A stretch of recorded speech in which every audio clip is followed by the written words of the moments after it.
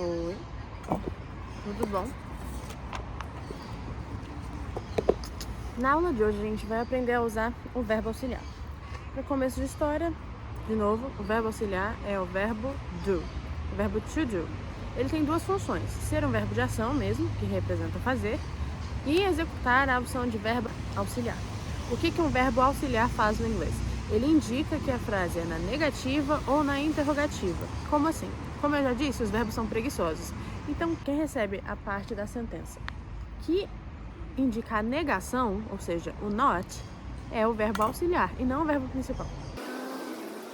Em inglês, nós temos uma estrutura específica para perguntas. Lembra que eu te contei que os verbos vêm primeiro? Então, o verbo que vai vir primeiro vai ser o verbo auxiliar, do também.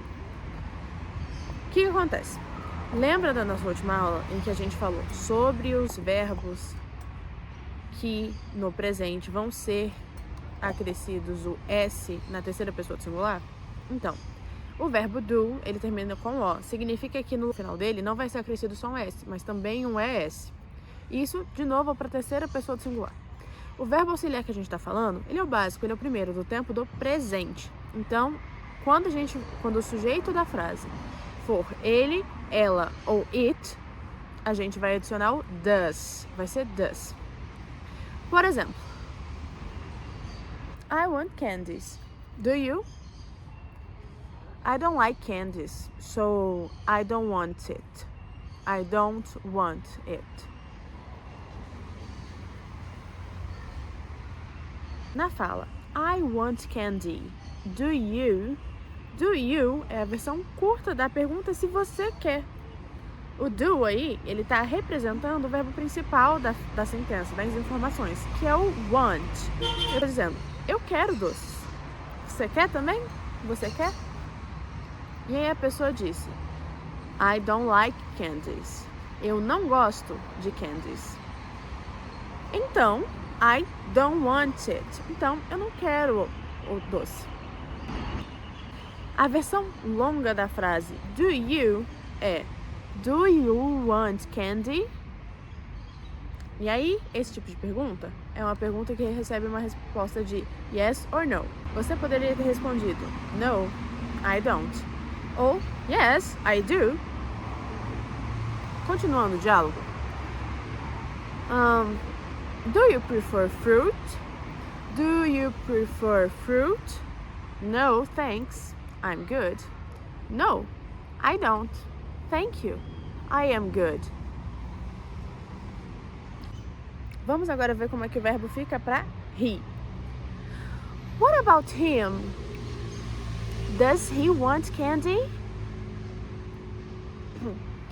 Let me ask him.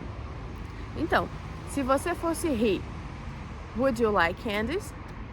Agora é sua vez de responder. Se você fosse ele, você responderia com no, I don't ou yes, I do.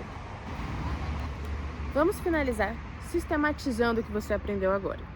Para frases na afirmativa, a gente não tem necessidade de usar o verbo do. Nas frases na negativa, a gente tem o sujeito, verbo auxiliar, mais a partícula not, verbo principal, complemento. Perguntas têm do ou does, são perguntas de yes or no. Então, você tem que responder com yes, I do. O do aí vai representar todo o resto da sentença. Por exemplo, do you want candy? Ao invés de você falar yes, I do want candy ou I want candy, você pode falar só I do. Mas se você quiser responder I want candy, você pode também. Caso a resposta fosse no, você usaria o no, I do not, que vai virar o don't.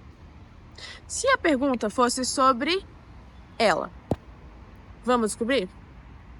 Does she want candy? Yes, she does. No, she doesn't. She doesn't like it. Sim, ela quer. Não, ela não quer. Ela não gosta de doce. Tudo bem? Por fim, para perguntas. Se o sujeito é I, you, we, you, they, nós temos o verbo do. Aí vai ser do, pessoa, sujeito. Por exemplo, do you want candy? Você quer candy? Aí você me responde, yes, I do, ou no, I don't. Mas, se o sujeito for he, por exemplo, does he want candy? E aí você poderia responder, yes, he does. No, he doesn't.